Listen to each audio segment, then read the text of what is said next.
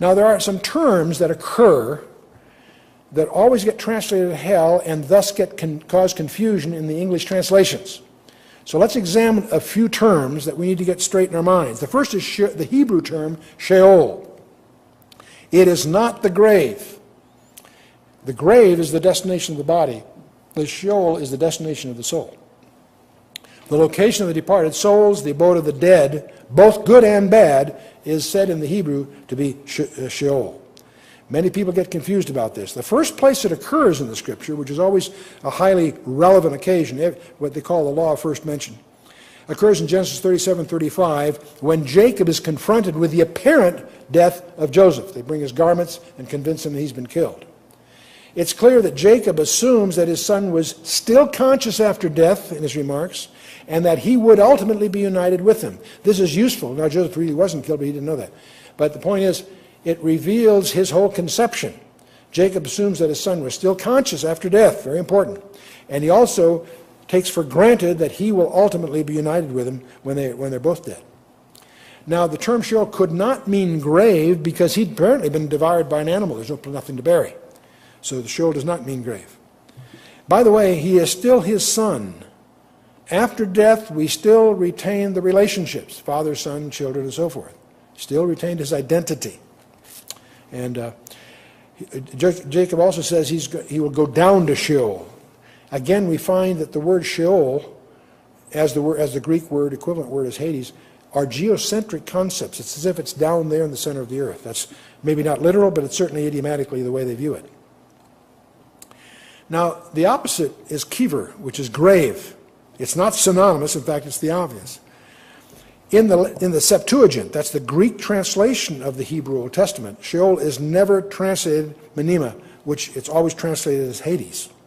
And it's always contrasted, never equated with Sheol, that is, kiver is. And Sheol is under the earth, underworld, lower parts of the earth, and all through the Scripture. Sepulchres in those days were in caves or above the earth, interestingly enough. So they're not even geometrically the same. Sheol is always the opposite of grave in that one sense, and it's the opposite of heaven in another. Now, the word kiver or kiber means to bury. It's never used of Sheol. It can be pluralized. You can have multiple graves. Sheol is never pluralized. There's only one Sheol. Grave is located in a specific site. Sheol is never localized. Grave is accessible at death no matter where death takes place. Sheol is accessible wherever death takes place. No grave is necessary to go to Sheol, as example is Joseph with Jacob. And one can purchase or sell a grave. Sheol is never spoken of as being purchased or sold. You can own a grave as personal property. Sheol, nowhere is Sheol owned by a man. And bodies are unconscious in the grave, but those that are in Sheol are conscious. In Isaiah 14 and 44, Ezekiel 31 and 32, and Luke 16 that we'll look at shortly. The consciousness of people after death is crucial on both sides of this coin. Now, the Greek equivalent term is Hades. In classic Greek, it has to do with Pluto, the god of the lower regions, or Orcus, the netherworld, the realm of the dead in classic Greek. But in biblical Greek, it's the infernal regions, the dark and dismal place in the very depths of the earth, the common receptacle of what? Disembodied spirits of whatever kind.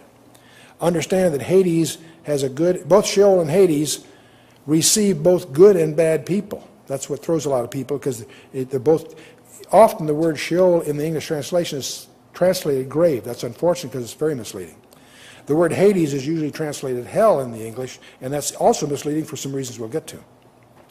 But in either case, Hades also, just like Sheol, is a geocentric concept. It's as if they're in the center of the earth, at least idiomatically.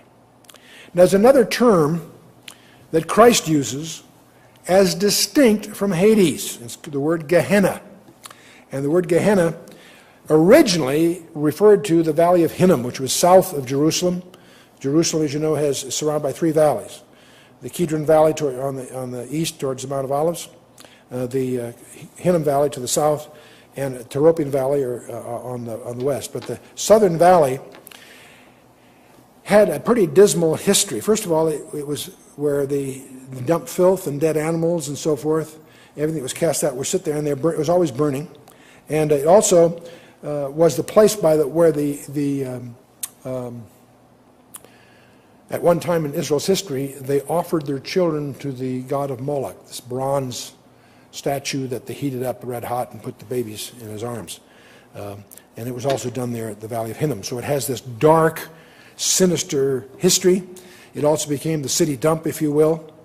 And so it becomes, there are 12 occurrences of this word in the New Testament. 11 of the 12 are by the Lord himself, using it as an idiom for not the literal valley there, but as the ultimate destiny of the unsaved.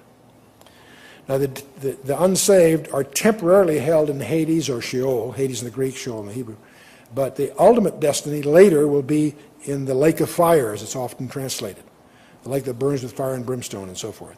The word is often Gehenna there.